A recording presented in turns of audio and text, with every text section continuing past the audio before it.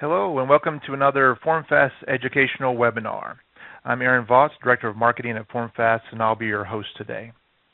In case you're new to the webinar series, we provide educational content about topics we feel like are important to our healthcare audience. We invite you to join us for the entire webinar series and to visit our website at www.formfast.com/webcast to watch recordings of previous sessions. Today's session is especially exciting as we're joined by industry thought leader Dr. Charles Webster. He'll be discussing the need for workflow automation in healthcare, which we feel like is an important topic to bring to light. We'll also be joined by solution architect Sean Curtis, who will share some of the ways that FormFast is using workflow technology to automate hospital processes. But before we proceed, I want to take a moment to review the WebEx interface. Note that the audio from today's session will be broadcast through your computer speakers. Please make sure that you have your computer speakers on mute, otherwise you may hear an echo. If you are experiencing audio difficulties, please contact the host, myself, via the chat window so that we can work with you to restore the audio connection. Also note that the question and answer portion of the session will be at the end of the presentations today. We do encourage you, though, to submit questions through the Q&A section and the chat window on the right side of the interface at any time during the presentations.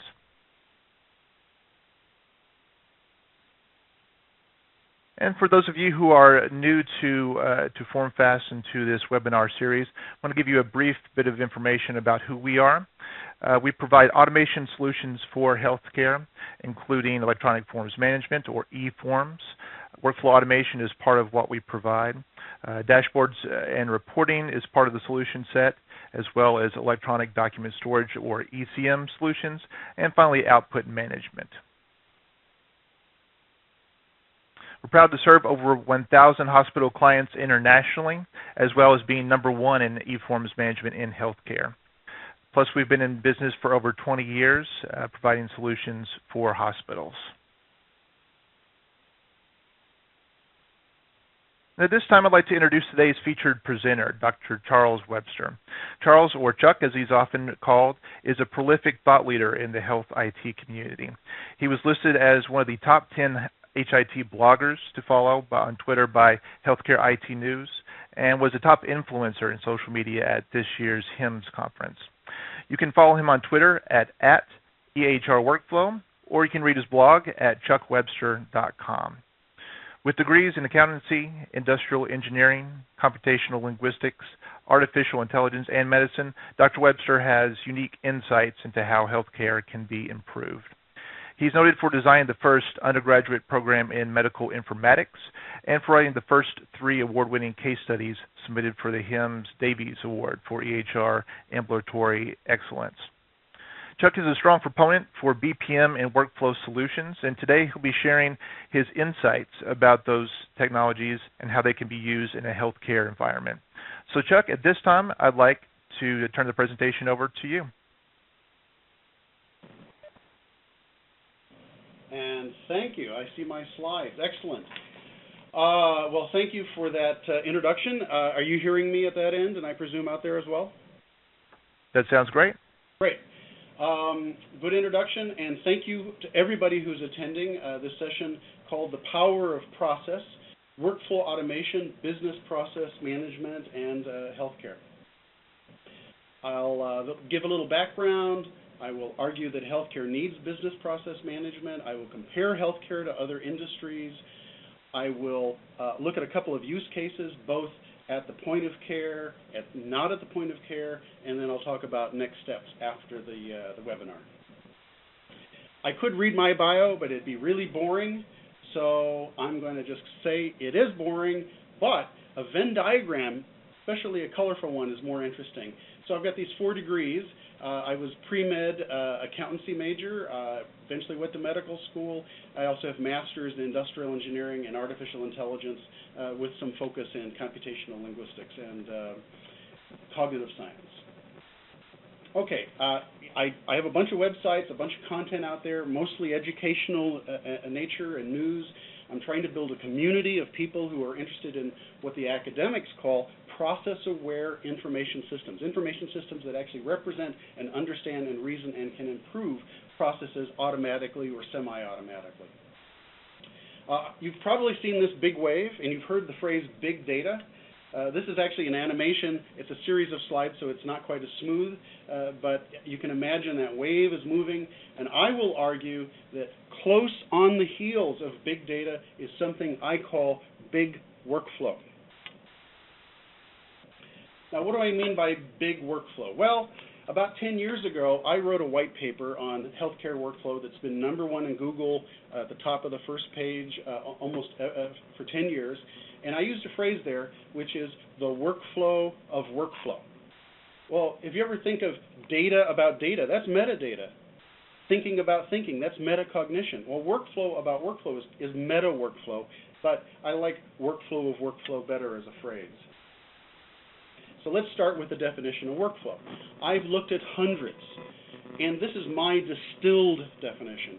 It is simply a series of steps consuming resources that achieve a goal.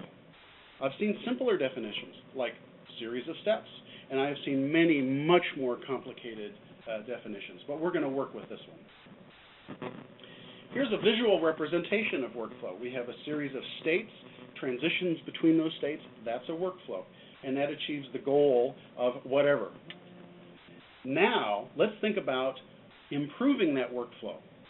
Well, that's a workflow too. The workflow of workflow is improving workflow. So to get from workflow to better workflow and to even better workflow is a series of steps. And obviously one wants to create a virtuous cycle in which you're improving all aspects of workflow, both reducing errors, reducing variability, increasing speed, reducing cycle time, the amount of time it takes to get from the beginning to an end of a workflow. And if you do that, you usually can increase volume of transactions, and you're trying to hit that goal, hit that target, and do it with the least amount of resources. My wife, right about now, says, Chuck, cat, dog, tree. It's all very zen. I realized after a while what she meant was, what is the simplest set of simple ideas that can only fit together in one way that achieves my goal or communicates my point? And so I'm going to try to cat, dog, tree, workflow, and the workflow of workflow. And I kind of like the way the question marks are over this dog, because he's wondering how things are going to turn out. Well, I think most of us stereotypically would know that this is the way it's going to turn out. The cat's up the tree, the dog's at the base of the tree. Well, I'm going to turn cat, dog, tree into a verb, and I'm going to cat, dog, tree, workflow. Engine, that's what the thing that does the work. In the real world, this is a Corvette engine. It does a lot of physical work.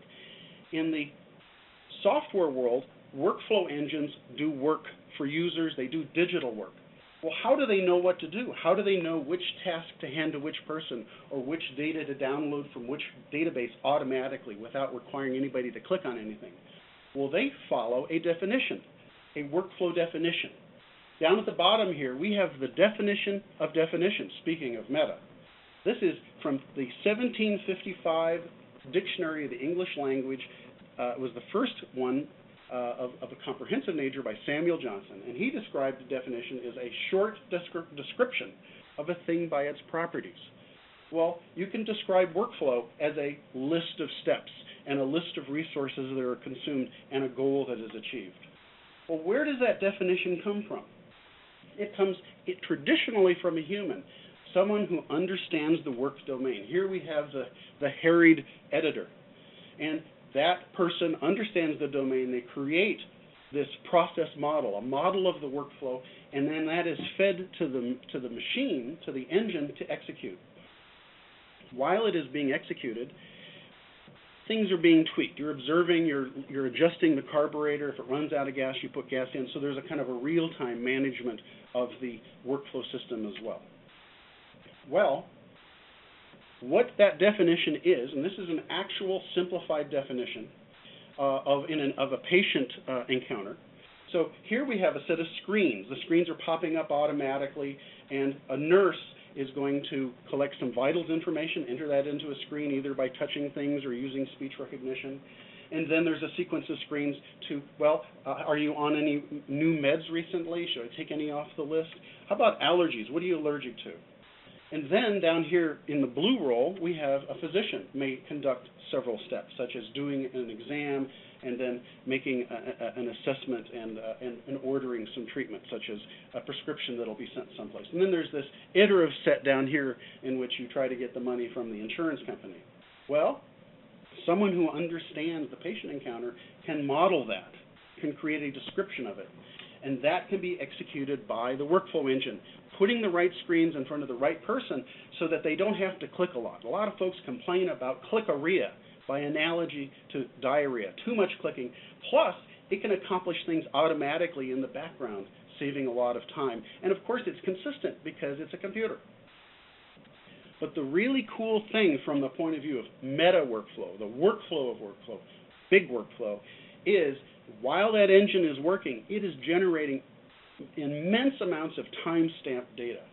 So up here at the top, we see that 85% of the time, the nurse, I'm going to bring up my little cursor here. Yeah, 85% of the time, the nurse chooses to go collect meds and allergy through the template. But 15% of the time, she goes over and uses speech recognition to generate a note. And then down here, it converges. You can use this information along with the time of 8 minutes between vitals and the note to spot bottlenecks and go and ask the nurse, well, why did you take so long and why did you do it this way? And she can explain, and you can then change the workflow. Okay, that's workflow. Well, what is business process management?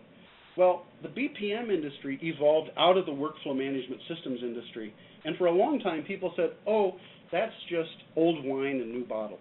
It's workflow with a whole bunch of adjectives like transparent, agile, that sort of thing. But in fact, the way I think of it is that harried human editor, how about you give that human all kinds of great tools to improve the workflow, either after the fact or to monitor the workflow. That's called business activity monitoring. And by the way, that computer right there, that's the Altair 8800. It is the first PC. It ignited the PC revolution, and it was invented and developed and sold by a pediatrician. I just love to find those connections between the IT and the medical side. Okay, back to workflow of workflow. If you look up business process management in Wikipedia, there's a phrase there, which is process optimization process. Again, it sounds meta. The process of optimizing a process. It kind of should remind you of that diagram I showed you of the workflow of workflow, the steps between bad workflow to good workflow. Well, business process management has a life cycle. Here we have design, model, execute, monitor, optimize. Should be similar to what I just described. Design and model, that's creating the process definition, the process model. Execute it, that's what the workflow engine or the orchestration engine or the process engine does. Those are approximate synonyms. Then you've got monitoring. So while it's executing, if there's an exception, if it falls off the happy path, you want a human to intercede and fix the problem. And then optimization. All this data that gets generated can be fed back into reducing cycle time, increasing throughput, decreasing errors, increasing the accuracy with which the goal is achieved, and achieving the same amount of work with fewer resources. If that cycle reminds you of something called PDCA, plan, do, check, act, or adjust, it should. It's software-based PDCA. So much of work today in healthcare is being mediated. It's actually in the software. And so if you want to improve that work and that workflow, why not use the software to do it? This is the last non-healthcare slide. Just to give you a sense of perspective, the global BPM market is about $3 billion. It's heading to about $7 billion over the next 4 years, and it's growing at about 18% a year. Just to give you a sense of perspective, the health IT market is about a magnitude greater, about 8 to 12 or 13 times as big, depending on which year you are looking at in this projection, and it's growing at a rate of about 7%. I strongly believe, and I have been arguing for a decade, with increasing success, mind you, that healthcare needs business process management. Why? The IOM, Institute of Medicine, estimates that the U.S. wastes more than $760 billion a year, 1/3 of the total $2.5+ trillion healthcare economy. So I recently went out, that's the next slide. Why does the IOM think that this is the problem? What's causing this waste? Unnecessary services, medical errors, uncoordinated care, excessive variation, fraud. There's a great variety here, such a variety. What do all of these have in common? They all have in common workflow. They are complicated workflows, complicated processes, complicated series of steps consuming resources and achieving goals, or maybe in some cases not achieving goals. If we modeled more of those, and we executed those models, and we generated the big data necessary to improve those workflows, we could go a long way to reduce the amount of waste in healthcare. So I went and I found the world's expert on workflow technology. He's Will van der Waals. He's in the Netherlands. He's written over 200 papers, chapters, 3 or 4 books, and about 20 or 30 of his articles are about healthcare. He's very interested in healthcare, and he estimates, back of the envelope calculation, mind you, that the U.S. could save as much as $600 billion if we fully adopted process-aware information technology, which is what the academics call business process management. I think it's worth reading this quote.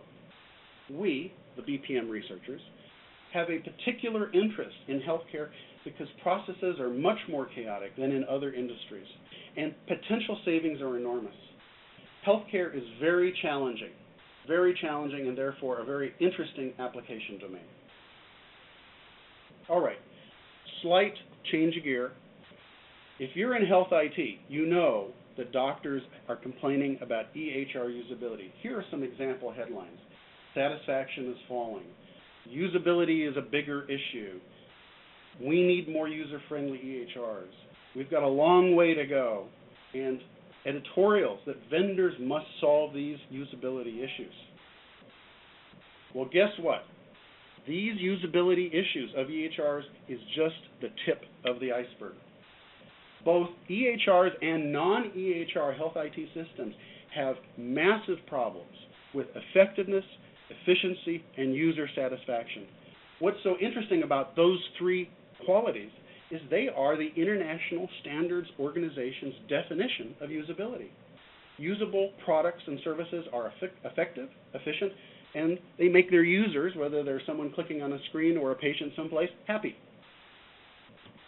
Compare that definition to a definition of business process management. It is a systematic approach to making an organization's workflow more effective, more efficient, and more capable of adapting to an ever-changing environment. Effectiveness, effective.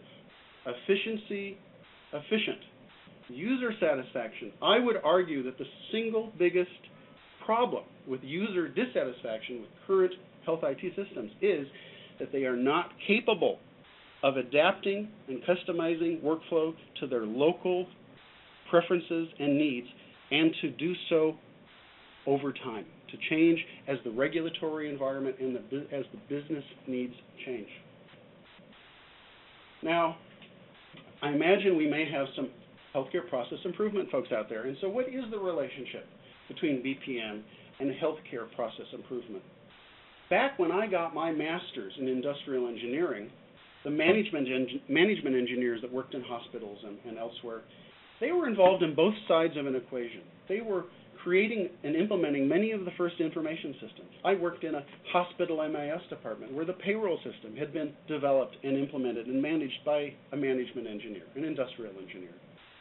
But then what happened is a bunch of folks went off and they started developing electronic health records and other health IT systems, and you've got this research behind it, which is medical informatics.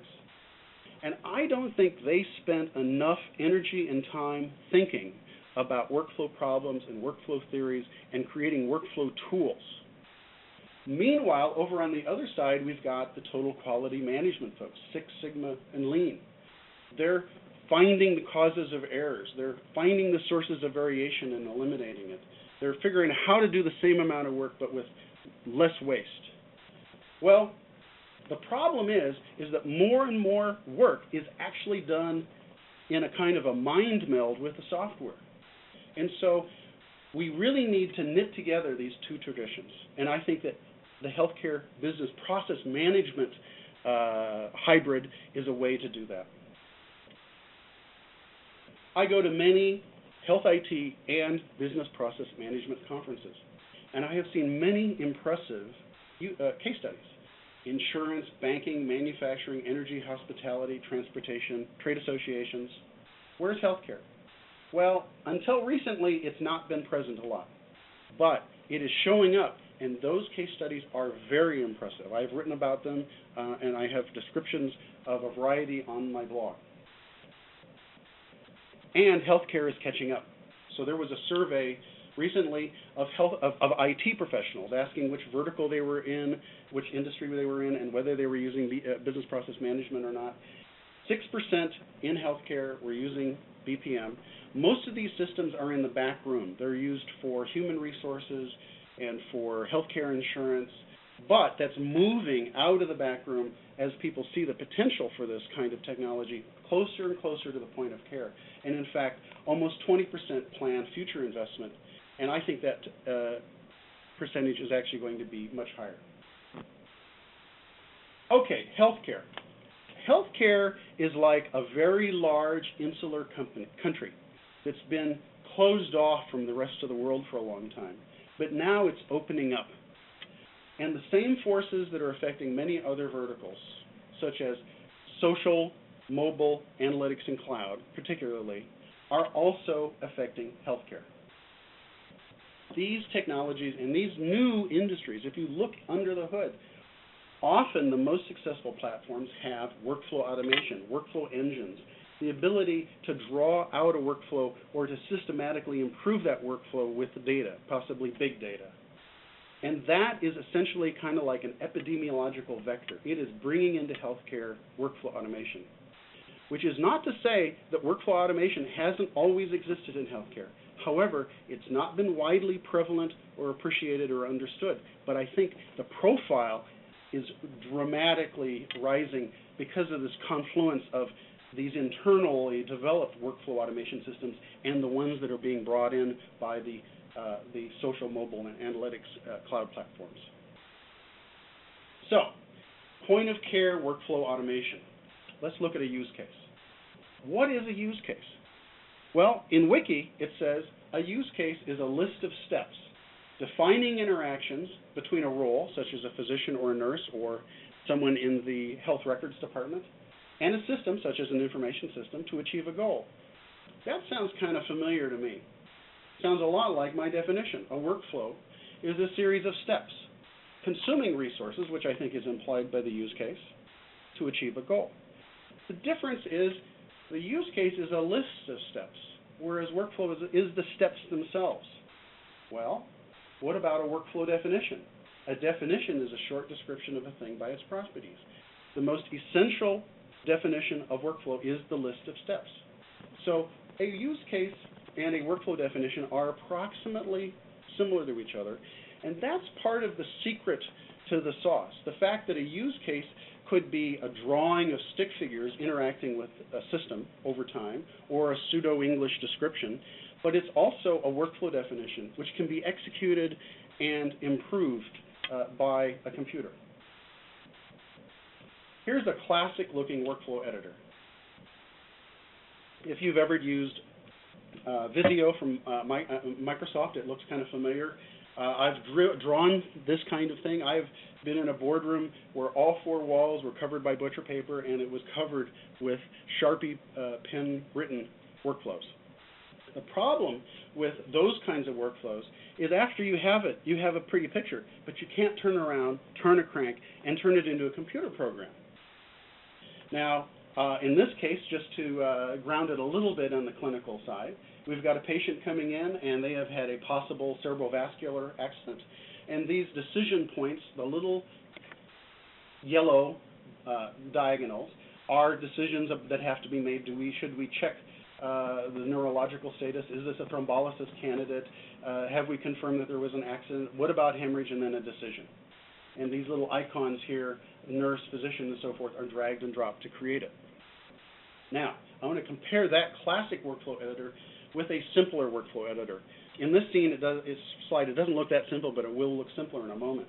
You can think of a health information system, or in this case, an electronic health record, as a set of screens, but also the little dotted lines, those are screenless tasks. And these screens allow users to review data from previous patient encounters, to enter more data that will be useful in making decisions at later points, as well as order entry screens in which assessments and diagnoses and treatments, such as things that will send prescriptions off through SureScripts are. Now, the screenless tasks are also saving a lot of time and effort and money and user dissatisfaction. They're automatically going to see if there are clinical labs and downloading them and then putting a list, an item in a work list. They're printing educational materials at the printer that's closest to the person who's responsible for the patient. They're creating automatic reminders based on schedules interacting with business rules or clinical decision rules. So that obviously saves a lot of time and effort. Well, where did it come from, this workflow that I'm talking about? Well, we're going to grab a bunch of those, and we're going to create a workflow. Over on the left-hand side, we have, it's only 8 steps.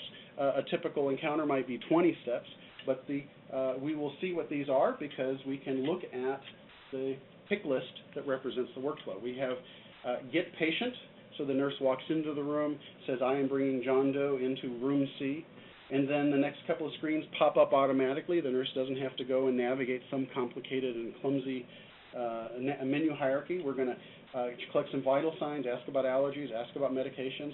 We're going to conduct a review of systems, and that review of systems will be the right one based on whether it's a child or an adult, whether that nurse has a favorite review of systems, or it may be based on the physician that nurse works for, and different specialists have different review of systems. And so these systems can be very parameterized so that at each point of step in execution, they do the right thing. And so finally, you get down to the billing steps.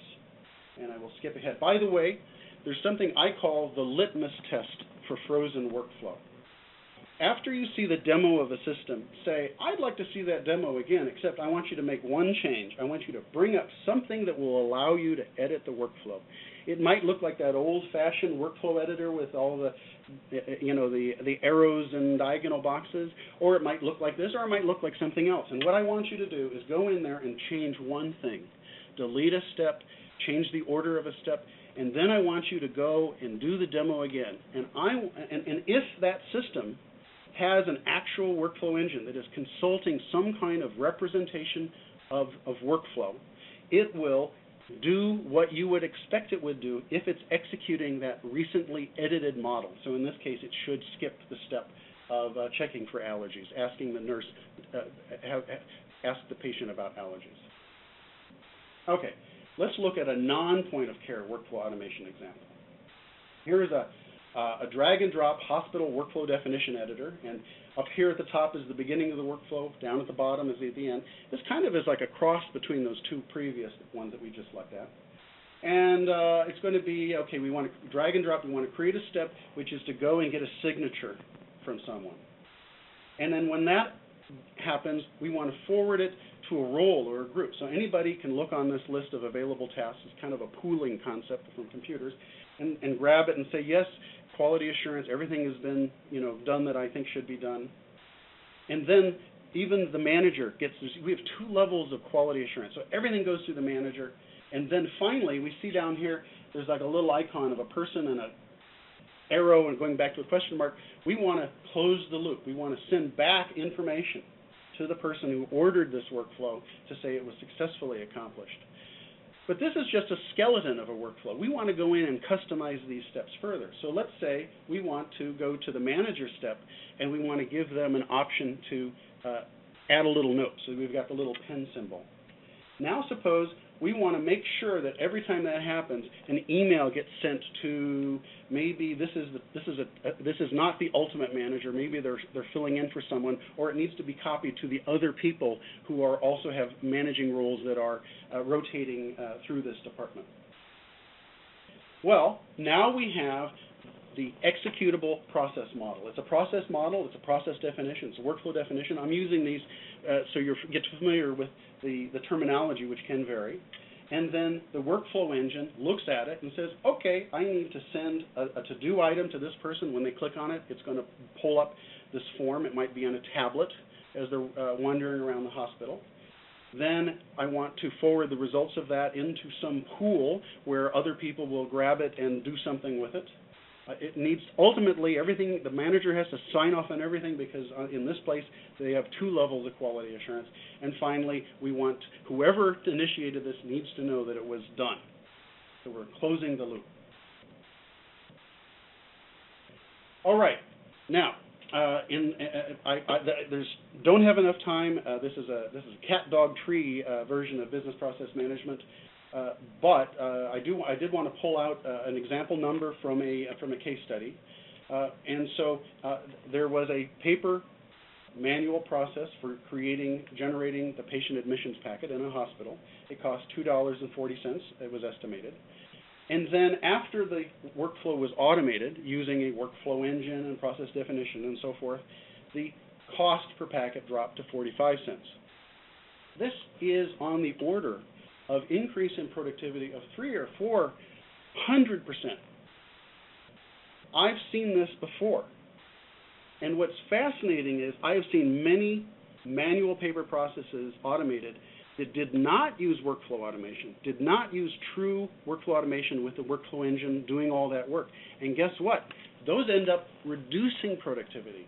People have to click a lot because if there is no workflow engine in the computer, the human has to do all that work, and they got to click, click, click, and they complain about that. Other things, the other dimensions of increased productivity are things like if you greatly reduce the cycle time. So if all the steps are not having to wait around for someone to pick up the baton and move it to the next person, well, it's going to happen more quickly. And so when you get a shorter cycle time, you get higher throughput.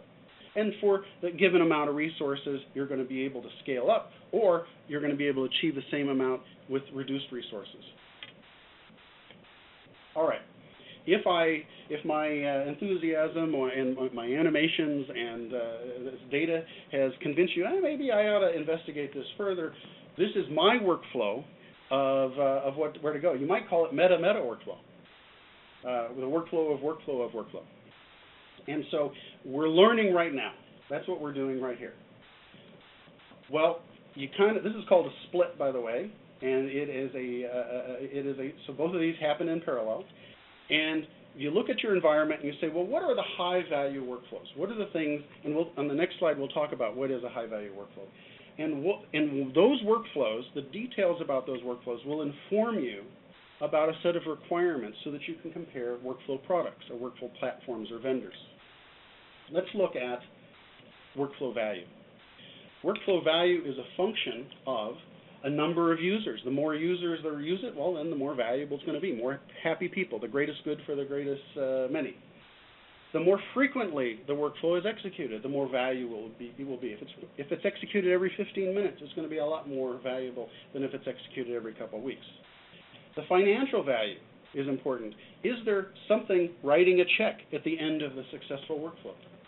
And then finally, the difference between a better workflow and the current painful workflow, the current ineffective, inefficient, and unhappy user workflow, the bigger that is, the more the workflow value is going to be. Okay, well, once you've done that, you need to winnow down those workflows a little bit further.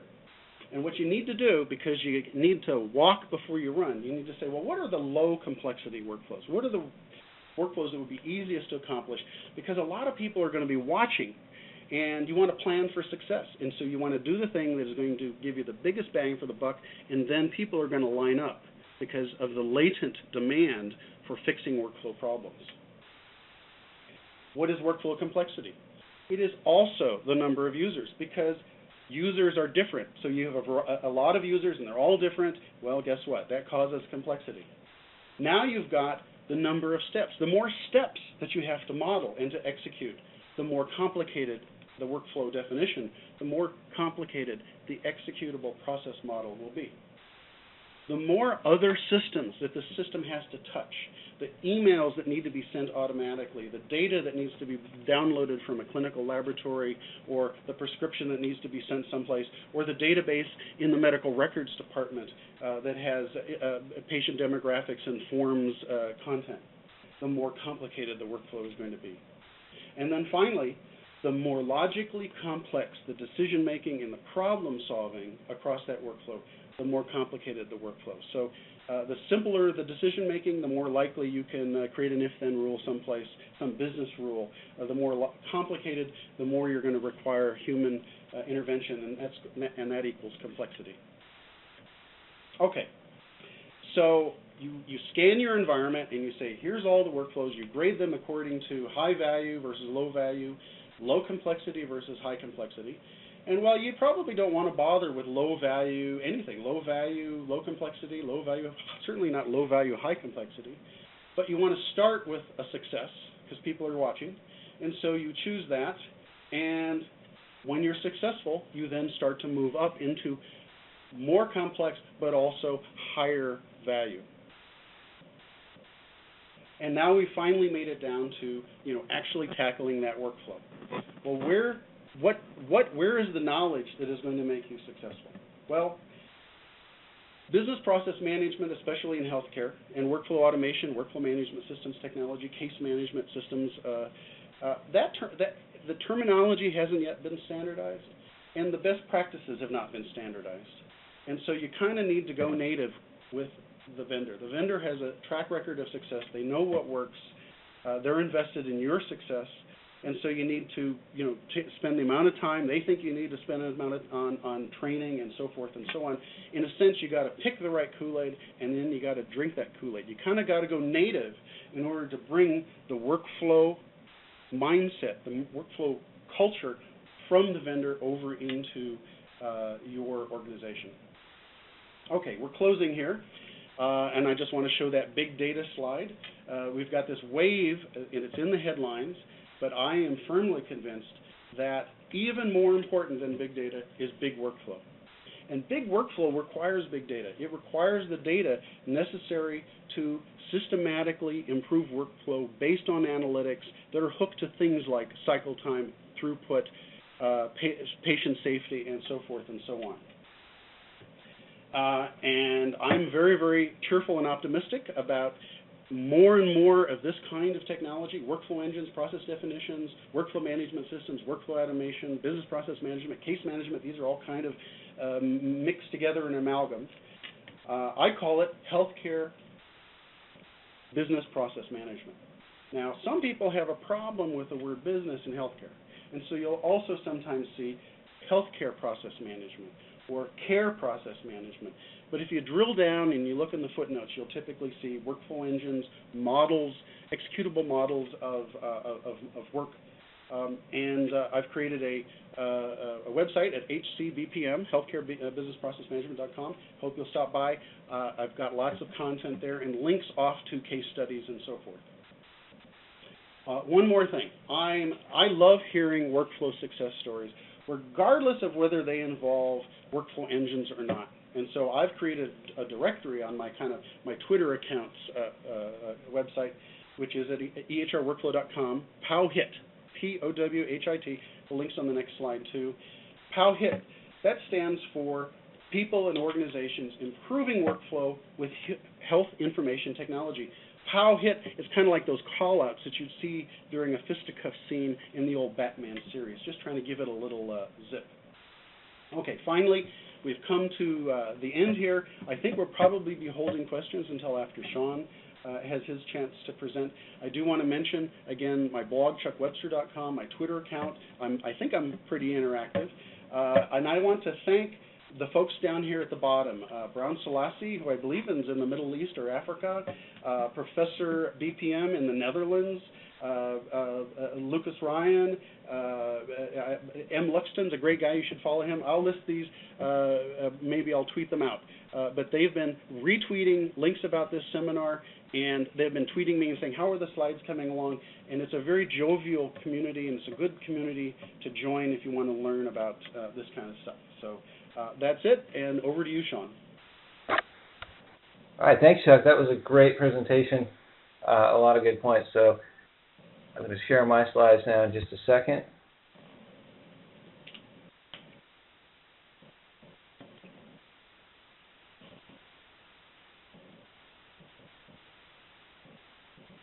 All right, so we're FormFast, and I'm here to talk a little bit about how FormFast fits into all those things that Chuck just talked about.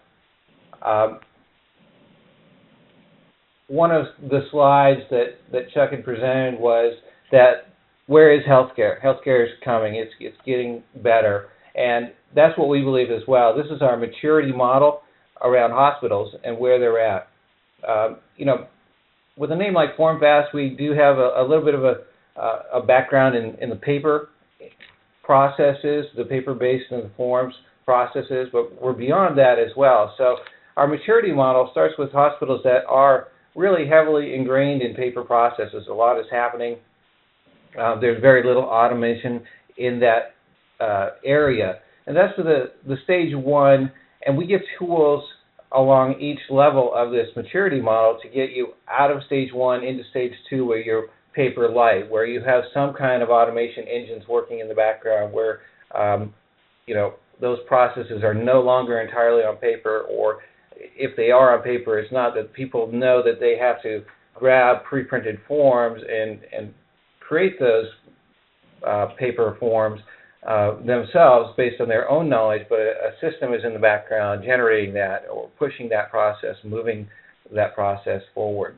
And then up towards the top here, the stage three, where they're paper-free, where you can actually run processes that are 100% without paper. So I think in healthcare, a lot of times people are talking about paperless and paper-free just as one way of talking about we're using our computers more than we're using a paper file folder. And our computers and the software on our computers is helping us manage our processes better.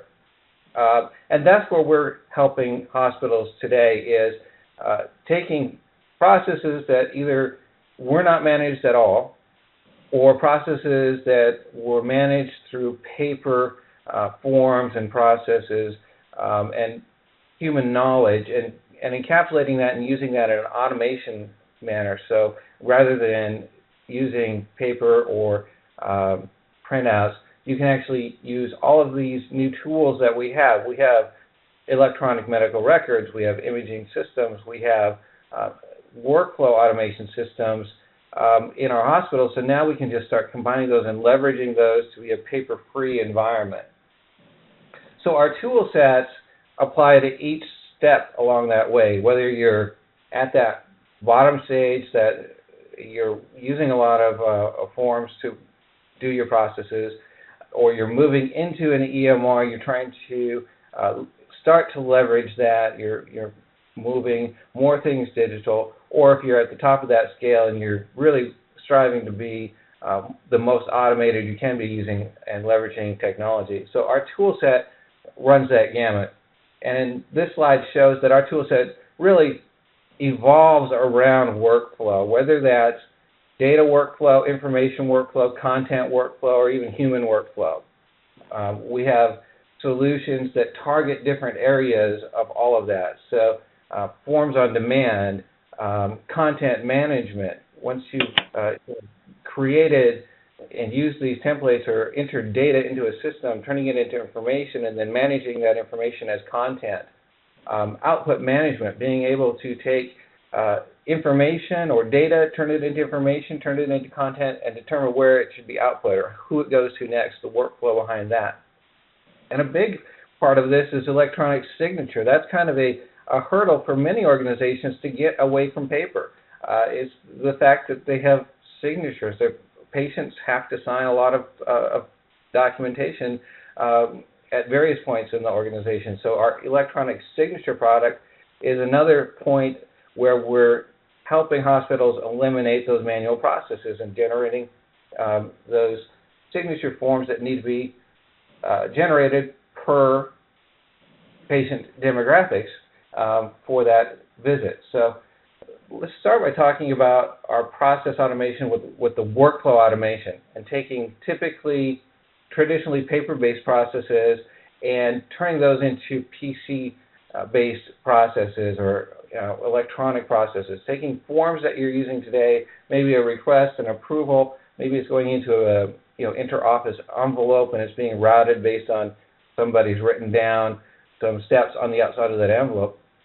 Take that and basically allow you to turn that into an automated, on-demand workflow and let the system handle the routing and understand where things need to go and what the business rule behind that is. So rather than saying a person needs to remember to send this to the next step and what that next step is, our product will have those business rules in the background. You saw those workflow charts Chuck showed. Our product is basically having that information in the background, those process rules, and it's evaluating the documentation as it's being entered, and can determine where to send information through that route. So you have control over where things go as an administrator, as a process improvement expert. You have control over those processes. It also gives you the ability to track where things are at throughout that process. One of the big time wasters in organizations is tracking things down. So you've made a request, you're looking for paperwork that you filled out and sent in. Maybe it has 5 or 10 steps to go through before it gets approved, but you have no idea of that until it lands back on your desk as either approved or denied. With an automated system, you can look into the process and find out where that's at and what's happening with it. This is an example just of give you a visual of a workflow for purchase requisition. So we all kind of can understand what it would take to request the purchase of something. You fill out a form and you determine where it goes as far as, does your manager need to approve it? Does a vice president need to approve it? Does it go to purchasing? Well, we would let you define those rules one time in the workflow engine, and then every time that document is started electronically, those rules are triggered. So in this case, it's starting out with a requester, going to maybe a department head, and then we look at the values on the document to determine if that's over a certain value amount. Would it need to go to a vice president for approval or not? If it does, or if it doesn't. So basically, on the document, you can see FormFast has access to every bit of information on this document, so we can see that the value of this purchase request is it's over that $10,000 mark, so it's going to route it to that vice president. So part of what we have is access to a plethora of data on these documents. That's something that you don't have when you're filling out paper forms. That is trapped in the silo of paper. You stick it in that envelope, it goes away. Somebody has to look at that, read it. If you want it into a computer, somebody has to key that back into the computer. We're eliminating that. You fill out that form online or pull information in from other data sources onto that document and push it through this workflow. We know everything about that. And so that leads into the next step of the workflow of workflows is the improvement of your workflow. So because we have so much data managed in our system, we understand everything on that form, and we track that. We can give you reports back that show you what's happening on those documents, so the actual content of those documents. In this case, maybe there's purchase requests. You can look at the information on those purchase requests to total it up by vendor and find out information about that. So that's an example of content on the form. There's also the process information. So how long does it take to complete this? How long do my steps take? What steps are my bottlenecks? That kind of information is also available. So now you can start that meta workflow of improving your processes because we're collecting and gathering and displaying this data back to you.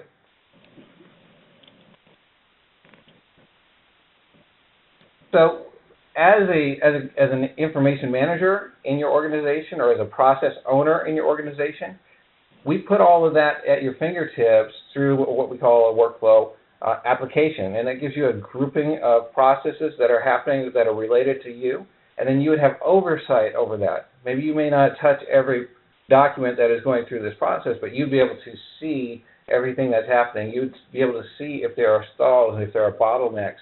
You'd be able to have access to the reports about that process.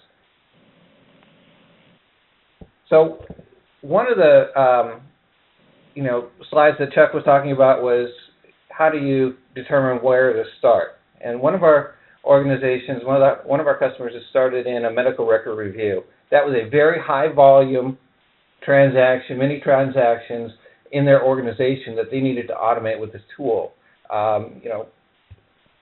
They had to, in different departments, review 5 medical records weekly and fill out this form that has about 56 questions on it to evaluate whether or not everything in that record is being filled out.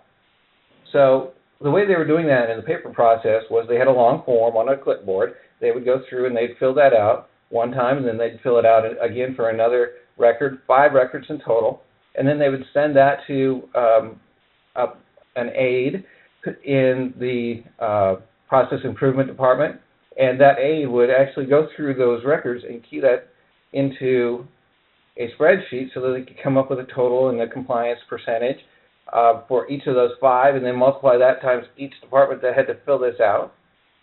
So we're looking at a time span of weeks to get this one report done, and this, of course, then had to be aggregated across all departments into one final report. So it was a very manual process to do that. So they took that form, turned it into an online form, added things like required fields to this so that even in the paper form there were exceptions because people didn't fill out the entire form or filled it out improperly. So drop-down lists, required fields, things like that help to make sure that the data is entered and entered correctly.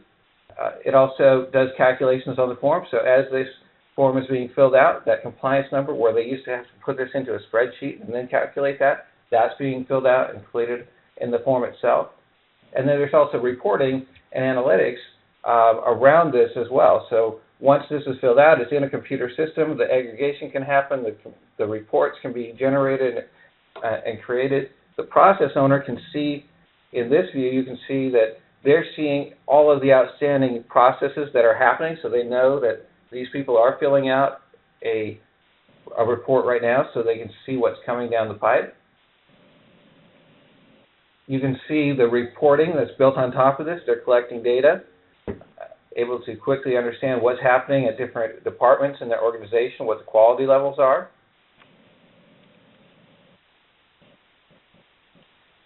And so this turned it into a real-time solution rather than this long delayed solution where the paper process was a lot of manual steps. And the computer now does a lot of not only the routing and the workflow of it, but the data processing and pulling out information for them.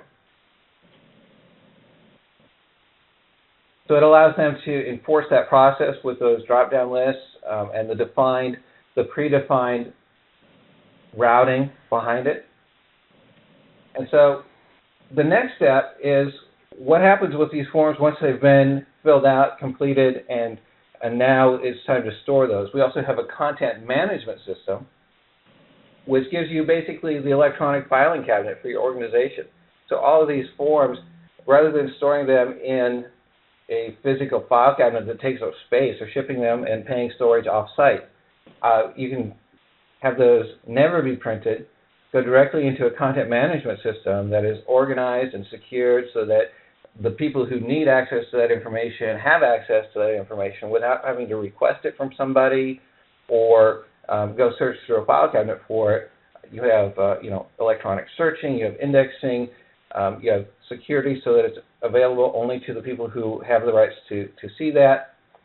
And you also have workflow tied into that as well. So all of our products are feeding into this. You can scan documents into this as well. So it's another method of leveraging this content now and spreading it across your organization rather than being trapped in paper and not being leveraged. That helps you meet the compliance needs. So when somebody comes in to do a survey on compliance, it's very easy to pull up the paperwork. Maybe it's an HR thing and you need to show orientation records. If you have this in our content management system, you can very quickly do a query to pull up a set of compliance records for orientation or for employee health, whatever it is. It's there at your fingertips rather than having to go to a file cabinet and pull several files that way. It's very easy to get to. It's going to reduce your mistakes of misfiling, because a lot of that is going to be filed automatically based on data that comes into the system along with the content. Another place that we have a huge impact in organizations is with the output management, and that's really, being able to take data that's going across your system, turn it into usable, meaningful information and content. So maybe it's a registration stream of data coming in when a patient is registered. Being able to look at that data and determine what services that patient is here for, things like their age, their medical insurance status, whether they're Medicare customers, and then determining what needs to be printed based on all that information, or generated and sent into the electronic medical record as an image, so that their face sheet is into the medical record so that it's available at any time. Generating the electronic consent form so that the electronic signature is captured and put into a medical record, so that when they go for that service, it's a mouse click away rather than calling down to a records department to find out if it's on record yet. So our output management takes that data that's coming across your organization and makes these decisions and prints or emails or outputs images to various points in your organization. When we do that, we're marrying up the data onto forms if they need to be printed. We're doing calculations. We're changing and manipulating the data. In this case, we're kind of highlighting that we do a barcoding, which helps you get to your EMR, because if you print a document, when we print a document, we'll print a document identifier and a patient identifier as barcodes. And with those two identifiers, this paper document can be put onto a scanner, scanned into your electronic medical system, and it'll read those two barcodes and know exactly where to put this document. So you don't have to have somebody actually manually scanning and indexing all of your documentation that's been printed and written on. Instead, you can, at the end of the day or end of the cycle, go in and put a stack of papers onto a scanner, let that scan in bulk, and index each one individually automatically without somebody taking care of it.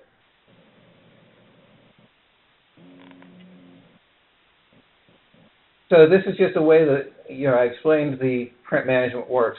A user registers a patient, clicks the print button. FormFast receives that information and starts running these business rules, applies that logic, and then generates the documents and sends it to where it needs to go, as in the format it needs to go as well. And then the last thing is electronic signature. I know we're running short on time, so I'll speed through this a little bit. But we have an electronic signature product that leverages the output management. So as we're reading that information, we're understanding that, hey, this person needs to sign a consent form for Medicaid, or they're under 18, so they need a parent to sign a consent form. Generating that every time. So it's not a human knowledge factor that generates that form or pulls that out of a storage, a cubbyhole, and gives that to the patient. The software is driving that interaction, is driving the fact that that was generated, and makes it available. So, and integrates with your registration system so that you can do the signature capture. You can do the signature capture in a variety of ways and devices, be it at a registration station with a hardware solution, or at a mobile station where you have an iPad or have a PC type of hardware where you're moving around and collecting that signature. Because it's server-based, all of these different solutions will work against that. So we generate the document, put it into electronic signature, and then you can retrieve that document from various locations, whatever is closest to the patient, and gather that signature. And then that goes into your electronic medical record. It's available throughout the organization in real time. The Forms on Demand fits right into that as well. So after a patient has been registered, you can refresh a packet of patient information, or generate new wristbands, or generate new progress notes for a patient, just very simply by clicking on a patient name that you're responsible for, selecting any packets that they want generated, and clicking print to generate those. And then you have that availability right on demand without having to call down to registration or call into HIM to get new forms or new documents. And it's always 100% correct, 100% legible, because the data is coming out of the single source of data, and it's not being put on with a label or embosser or handwritten. So it's 100% legible, always accurate, based on your hospital information systems. So that was kind of a quick overview of how FormFast fits into the things that Chuck was talking about. A lot of it is, improving processes, starting where you're at, determining what's going to give you the most value, and then starting the process of improving those processes. So improving that workflow through that workflow. So now we're going to open up for questions, and Aaron, I'll turn it back over to you. Thanks, Sean. Great presentation to both of you. Like Sean said, we're going to open up for questions now. We've had a few come in during the presentations. The first one I'm going to direct to Chuck, and it is, who needs to be the champion of workflow? Is it the physician, the nurse, administration, IT? What's your thought? Well, my thought is, often when folks want to implement an electronic health record, they say, well, we need a champion, and so that internal champion. I'm not even sure that the idea of a workflow champion necessarily makes sense to me. I think that if you give people the tools to improve the workflow around them, they will tend to want to do it, especially if you can demonstrate to them. So I guess you do need a champion for that sort of first, the high value. Whoever owns the high value, low complexity workflow, that's the champion. In fact, I didn't show all of the dimensions. There's actually about 3 or 4 dimensions to both value and complexity. And one of the values, one of the dimensions had to do with executive sponsorship and or a champion. So there it's a little bit like looking for your keys under the lamp light post, because that's where you can see. So yeah, as you scan the environment, you're going to, one of the 3 or 4 or 5 things that will determine whether a workflow is a high value workflow or not is whether there's a natural champion who can help shepherd. So it's going to be on a case by case basis. Great. And as a follow-up to that, are there specific examples of those high value, low complexity workflows that you can think of as low hanging fruits in the hospital?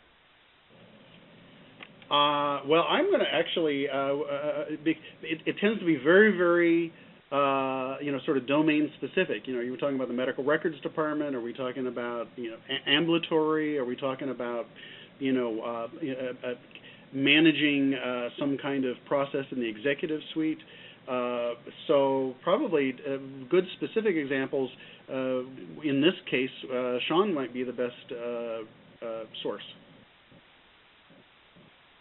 Yeah, we typically talk with our customers, about their high volume forms, and there are a lot of things that aren't that complex, and a lot of the processes don't have a definition around them today, even. So things like employee onboarding and all the things that are spurred around that, requesting access to systems from IT, requesting security badges and clearances from the security department. So as you onboard an employee, those are simple processes, but maybe you don't have full control over those. And then kind of the other side of this too is, what's the impact of not having full control over these processes? So when that employee terminates, do you know what systems they have access to? Do you know what security passes they have on them? Do you know what equipment has been issued to them? So being able to take those processes from the simple aspect of, geez, we just hired somebody, they need these items, and then turning that into, now we have an inventory of what every employee has, and extending it, because now we can leverage technology rather than trap knowledge to do that.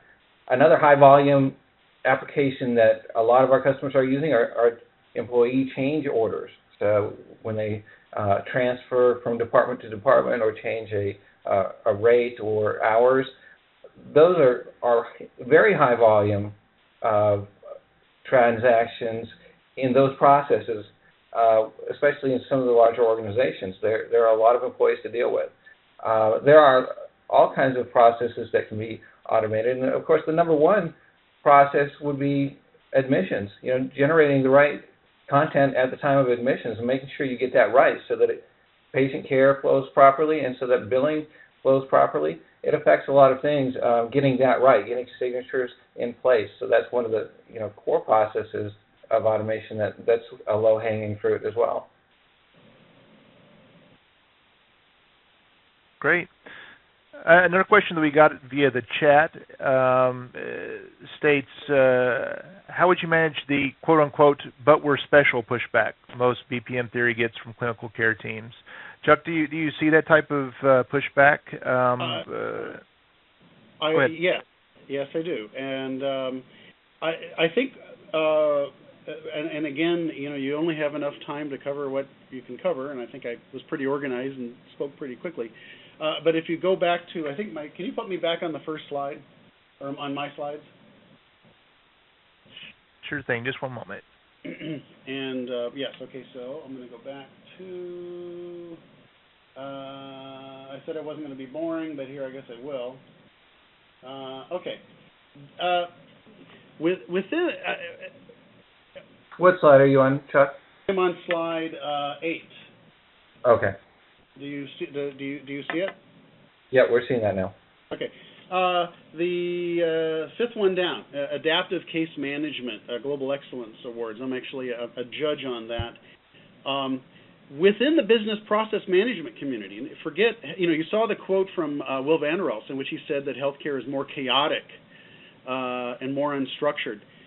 Within the business process management community, there's been a similar reaction to overly rigid process models, and part of the the tribe of rebels, they call them, they're into something they call adaptive case management. Adaptive case management, and these systems, they come out of the business process management community, but they very much diminish emphasis on that, that network diagram that says this has to happen and this has to happen.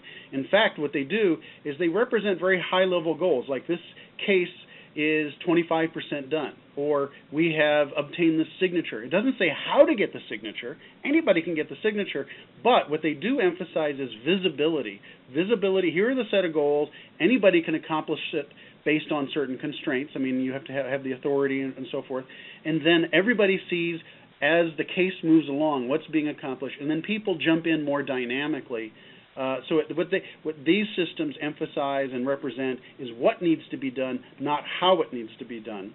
And so there are some very interesting adaptive case management systems that I think would be great in some of the more, well, they'd be great to show to those folks who look at a traditional BPM system and look at that workflow and say, well, we can't imagine ourselves fitting ourselves into such a rigid, structured workflow. Perfect. Another question from Vince, who notes your presentation seems to focus mostly on workflow within organizations, and he notes that he agrees about a lot of challenges and opportunities there. He'd also like for you to comment on the similarities and differences of BPM within organizations versus across organizations. Okay, I'm interested in workflow across organizations. And there are interesting, in fact, integration engines and interface engines that allow various kinds of messages to be passed through from organization to organization have a lot of business process management-like qualities. And a lot of BPM engines also have adapters that allow them to to transform and transport messages. So there's actually a lot of overlap. I focused kind of on the workflow within the organization, partly because I don't think you can have great workflow between organizations if the organizations themselves don't have great workflow inside. I don't think you can build a strong bridge out of mediocre materials. That's just a personal axe I have to grind. But there are lots of orchestration engines out there in healthcare that have business process management-like characteristics. And so I do see a kind of a great convergence of, rose by any other name, as long as it models the process, and whether it's inside the organization or outside the organization, if it provides transparency, scalability, flexibility, that's great. Segueing on the topic of integration, Matthew would like to know, how do we use this in inpatient flow management when the applications like ER systems, bed management systems, and utilization management systems are all unintegrated? Yeah, I'm very sympathetic to that. I've worked in a hospital MIS department, and we did an environmental scan, and we ended up with, several hundred information systems, and this was 20 years ago. And none of them talk to any of them. And now some of them talk to each other. I guess there's some progress there. I think that one of the measures of complexity in ranking workflows was how many systems does it touch or need to integrate with. And if it needs to integrate with a bunch of systems, or it needs to integrate with a system that you cannot integrate with, that makes it highly complex. And I think you need to start with the workflows that can be successful. Because if they're successful and people understand the benefits of a process-aware philosophy and of using workflow engines and so forth, then that's going to put pressure to open up other systems so they can participate in this larger workflow highway that's being created. I know that doesn't really address a particular system, but it does give you a route forward to sort of to strategically bring in more true workflow automation into a hospital environment. Okay, and Casey comments that lean was a big topic of discussion at the recent HM13 conference. She wants to know if you see lean as a good first pass for healthcare entities looking to explore BPM. When I look at the old days, TQM, Six Sigma, finding errors and eliminating variability, and lean particularly. In fact, I have a link on one. I used to give a 3-hour tutorial on workflow automation in healthcare at the old Tepper conference, which is gone. I did that for 3 or 4 years running, and I have a blog. I turn those into blog posts. I actually have a blog post.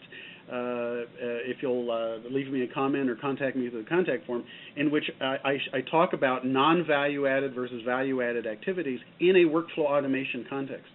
And I think that if you give the lean professionals and the Six Sigma professionals, you give them the kind of plastic, instrumented, malleable healthcare workflow information management tools, I think you're going to turbocharge and give a great deal of help to those lean and Six Sigma activities. In fact, the BPM professionals, they don't necessarily know the healthcare domain that well.